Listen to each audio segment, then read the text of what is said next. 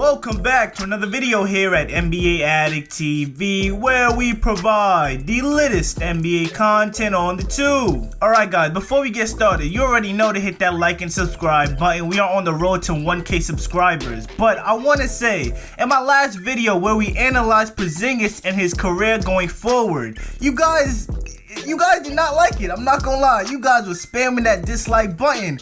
I got a whole lot of you coming from a Knicks perspective. You a salty Knicks fan.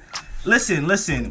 I have no problem with you guys disagreeing with me, and I'm not the type of person that's going to only put out content to please what you guys want to see and what you guys want to hear. I'm the type of person that's going to push the limits. I'm going to make you think twice on what the mainstream media is telling you.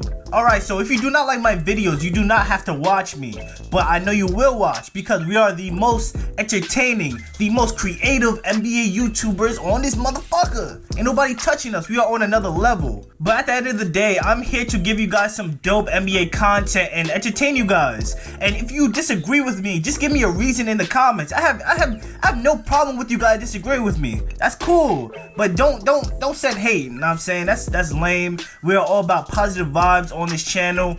And my last words, if you hit that dislike button on my last video, your mom's a hoe. Now with that being said, let's get to why you guys clicked on this video. So on March 11th of 2020, the NBA had canceled their season due to a player testing positive for the Rona. That one move had a ripple effect to put the end to the rest of the sports world. This had fans of every sport from basketball to hockey on the ultimate level of anxiousness on when they will return. Now almost a year later, and the Rona is still spreading at a ridiculous rate. Even though the vaccine is still in the works, the threat of catching it is still something to avoid on a daily basis. The only way the NBA was allowed to complete their season last year was to host their remaining games inside the bubble that was located in Disney World in Florida. Now coming into the 2020-21 season, there were a lot of questions as to the season, from when the start of the season would be and to if there should be fans in attendance in the arena. And now, so far, there have been a handful of games that have been postponed, as well as a variety of players that have tested positive for the Rona. So even if a player does not test positive,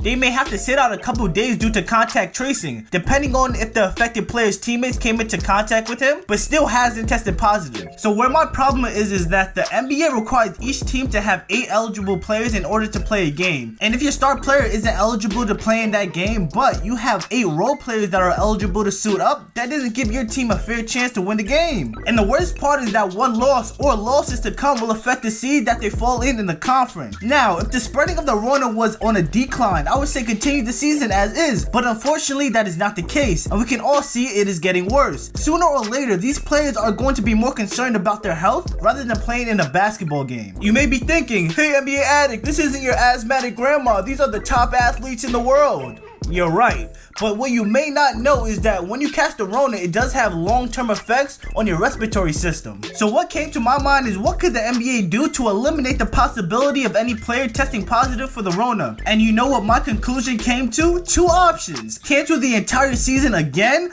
or create another NBA bubble. Even though it is no secret that the NBA is playing this season in their home cities is strictly for revenue. Last year, the NBA took a huge hit with the loss of ticket sales. The ads ran on TV stations, jersey sales, and much more. We all know the NBA is a business and all about running up a bag. But if the league was actually concerned about the health of their players, they would once again put these players in the bubble as they are doing with their G League branch. But since they know they don't make nearly as much money from the G League, they just said, man, fuck it and hope for the best. To me, it isn't logical to continue to put these high-level athletes at risk. Whether you're doing it by continuing the season and further exposing these players to catching the Rona with all the travel and outside activities they may be involved in, or even increase the odds of injury with the heavy minutes the available players will be subjected to play. In fact, Coach Doc Rivers preferred his team not play than to have the minimal available players on the court for an extended amount of minutes. For example, as on Thursday, Seth Curry had tested positive during the Brooklyn Nets game. Yes, 2 minutes into the game, he was suited up ready ready to play on the bench, and then he was escorted out of the arena after a positive test. And then for the following game, multiple Sixers players had to quarantine, leaving them extremely depleted in a game against the Denver Nuggets, which resulted in a loss,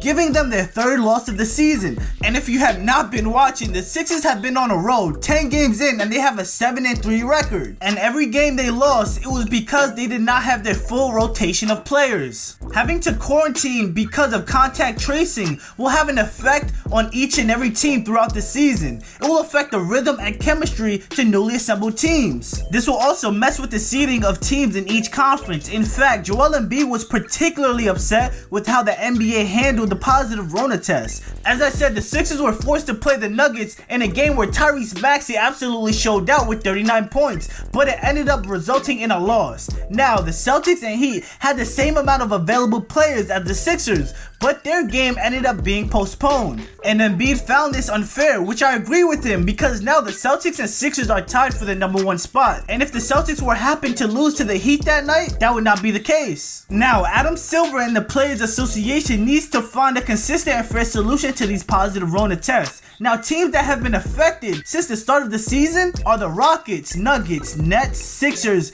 Mavericks, Grizzlies, Celtics, Wizards, and the Miami Heat. And I promise you the Rona gonna get your favorite team too. Now, coming into the new year, things aren't going to get much better. Health experts say that January will be the worst month in terms of Rona spikes. Now, we should prepare ourselves for more postponed games and more players quarantining. Like I said, the best solution in my eyes, guys, is to once again host a bubble to get through the season. With that being said, let me know if you guys have an alternate solution. I want to know what you guys think in the comments below. That's all we got for today, NBA Addicts. Make sure you like and subscribe, and I'll see you on next video.